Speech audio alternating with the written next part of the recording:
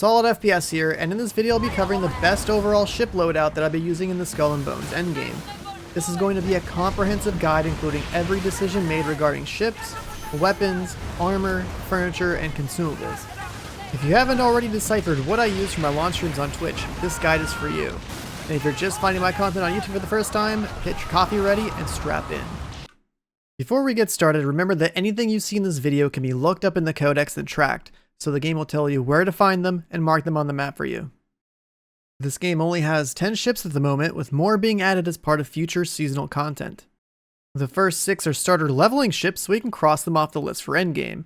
That means we're left with 4 medium rank 5 ships to choose from. 2 of the 4 rank 5 ships only have 3 broadside gun ports and 4 furniture slots.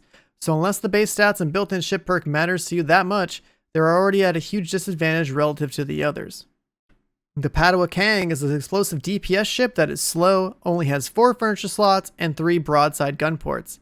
This one was worth using during the story, but unless they add content where structural DPS truly matters, this one can stay in the dock once you're endgame. The Snow is a tanky ship that is the slowest endgame ship at the moment. It also only has 4 furniture slots and 3 broadside gun ports. I know some people like this one due to how much brace it has, but a lack of speed and damage output will only slow down your gameplay in endgame. The Sambuck is a fire DPS ship that is slow but thankfully has 5 furniture slots and 4 broadside gun ports. From a pure DPS perspective, this should be the meta choice in an endgame scenario where we need to burn down lots of AI ships. PvE always comes down to DPS, and it'll be no different here once we see some more serious endgame PvE content. The Brigantine is the fastest ship in the game while also having 5 furniture slots and 4 broadside gun ports. It might not have the fire damage scaling of the Sambuck, but that's fine because the majority of endgame right now is dictated by how much we have to sail around. Think about it like this. What do we see in the major endgame activities? 2 of the main PvP activities are about running away or chasing someone down. The main PvE activity involves sailing around and collecting gold from all your territories. In combat, having speed while being chased means you can effectively outrange your enemy, reducing the damage you take while simultaneously being able to DPS them back as they sail into your shots. With that said, the Brigantine is the best overall endgame ship. Here you can see why speed matters so much. I pulled a few level 15 ships that could easily destroy me due to level scaling, but they can't fire back since I'm kiting them. While kiting them, I swing my boat from side to side to maintain broadside DPS, where each side gets dumped while the others are reloading. This kind of movement must be mastered if you want to maximize your DPS while staying alive. Now, let's talk about weapons. What weapons do I use and recommend? Fire Bombard 3s in all 4 directions. They have incredible DPS, have great AoE, decent range, can set enemy ships on fire, and are super easy to use. But now you might be asking, why not the blue or purple bombards instead? Aren't the higher item tiers better? But the answer to that is that the colored item tiers represent rarity much more than they represent power. Sure, the blue bombards are better against buildings, weak points, and technically even armored enemies due to bonus pierce damage.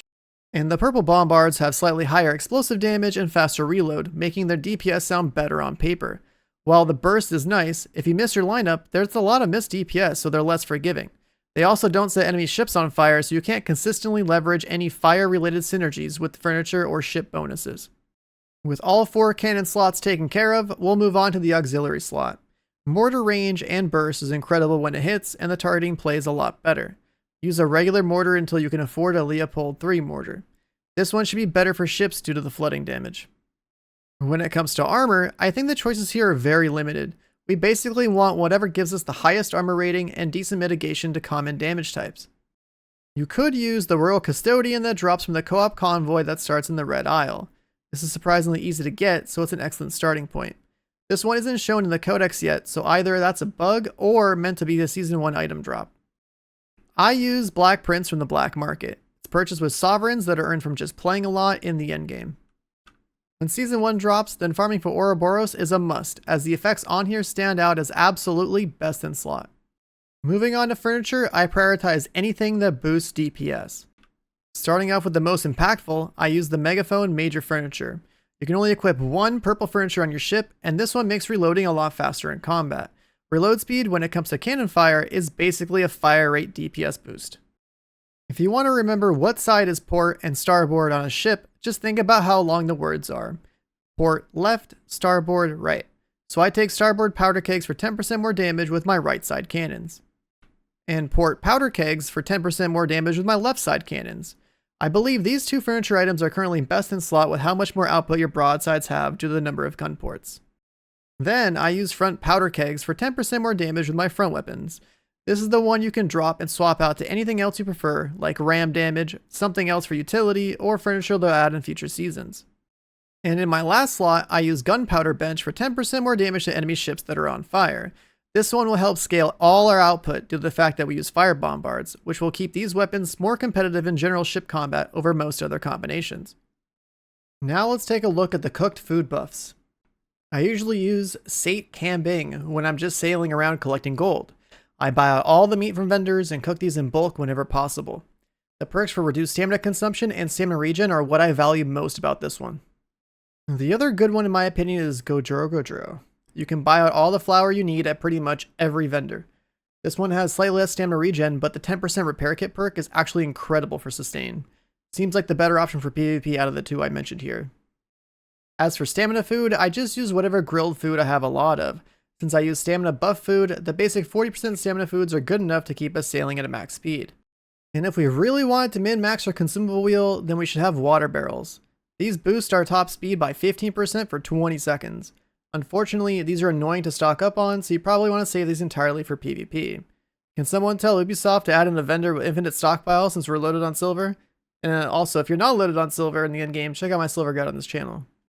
An important item you should have on your consumable wheel is the restoration kit. This purges status effects like burn, flood, and torn sails. For the most part, this is a PvP thing, but you should absolutely be aware of this in the endgame if they ever add more challenging PvE content. As for repair kits, not all healing was created equal. The 3 regular repair kits are balanced around how much health they give back relative to their cooldowns. However, the enhanced repair kits are not balanced the same way. I use regular repair kit 2s in PvE since the cooldown is more convenient, and I find plenty of them while grinding daily content. Enhanced Repair Kit 1 is the best overall healing kit in the game. These should be accumulated and saved for PvP activities or used in more difficult endgame PvE content. And on our way out, here we have some gameplay of what it looks like to solo one of the co-op convoys that has elite ships which normally spam mortars. In this one, I'm using the purple bombards on the side just to show how the same kiting method works with them. Anyways, there you have it, a full breakdown of every choice on what is currently the best overall loadout in Skull and Bones. I'm sure Season 1 will shake things up a bit with a few new items and activities, but for now, this should be the foundation for your endgame grind. Make sure to like and subscribe if you found my content useful. Thank you for watching, and I'll see you next time.